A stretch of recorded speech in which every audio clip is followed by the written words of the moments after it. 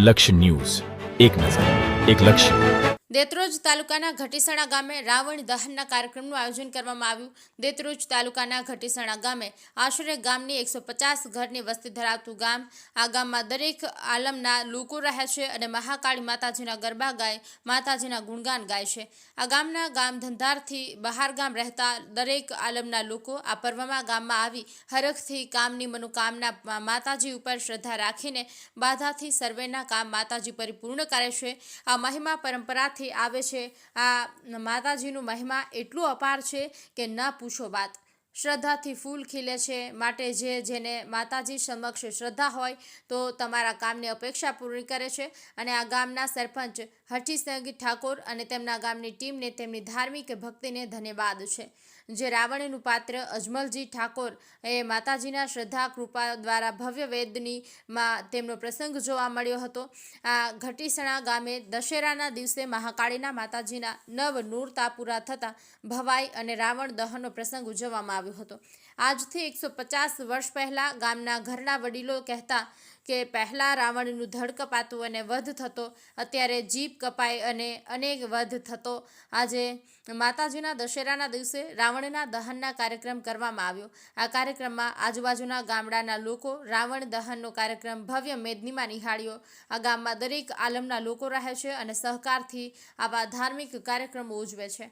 ગામમાં ઝઘડા વિવાદ કદી જોવા મળતો નથી। ગામમાં સાથ સહકારથી માતાજીના નવ નોરતા માતાજીને કાલાવાલા કરી માતાજીને રીઝવે છે, એટલે માતાજીની કૃપા આખા ગામ ઉપર હોય છે। અને આ ગામમાં અમેરિકામાં ઘણા પરિવારો રહે છે અને જ્યારે નવ નોરતાનો પર્વ આવે છે ત્યારે અમેરિકાના પરિવાર માતાજીને ત્યાંથી વિડીયો દ્વારા દર્શન કરી કાલાવાલા કરે છે અને માતાજીના આશીર્વાદ પ્રાપ્ત કરે છે। ભીખાભાઈ એસ પટેલ, મહેસાણા। मात की जय। हमारा देत्रोज तालुकाનું ગામ ઘટીસણા ઠાકોર, હું કેશાજી જોઈતાજી, અમારા માય મંડળના સભ્યો મહાકાળી માય મંડળનું આ આયોજન ચાલે છે। વર્ષો વર્ષથી આ આયોજન ચાલે છે। આખા ગામના 18 આલમના સભ્યો મળીને અમે આ આયોજન કરીએ છીએ। માટે અમારા ગામમાં બહુ ખૂબ સરસ સંઘ છે। અમારા ગામમાં આજ સુધી કોઈ દિવસ અમારા ગામમાં કોઈ વિઘ્ન આવ્યું નથી અને નવરાત્રિ ખૂબ સારામાં સારી અમે ભજવીએ છીએ। અમારા આ 150-200 વર્ષ ઉપરથી આયોજન ચાલતું આવે છે અને ઘડિયા લોકો પણ સારું આયોજન કરતા હતા। અમે પણ આયોજન ચલાવીએ છીએ। માટે આ માતાજીનું અમારું કરવઠું હોય એટલે અમે પણ અમારા નાના છોકરાના આયોજન શીખવાડતા રહીએ। માતાજીનું કરવઠું ચાલુ રાખજો। અમે ઘડિયા જોડેથી અમે પણ શીખી લીધેલું।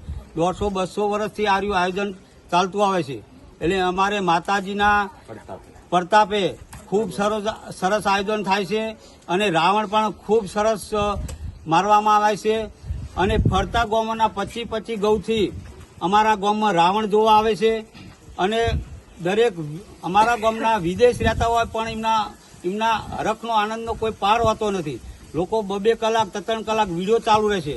અમારા માતાજીના કરવઠાના બધા આયોજનની દરેક લોકોને ખબર છે, માટે પરચા પણ બહુ છે એટલે ખૂબ સરસ આયોજન અમારા ગામમાં કરવામાં આવે છે। એટલે અમે 18 આલમ હંપે મળીને અમારું માતાજીનું કરવઠું ચાલુ રાખીએ છીએ। એટલે રાવણના પાત્રમાં અજમલજી ઠાકોર ખૂબ સરસ પાત્ર ભજવે છે।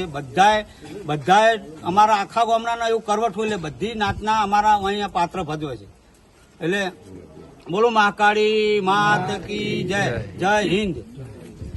દેત્રોજ તાલુકાના ઘટીસણા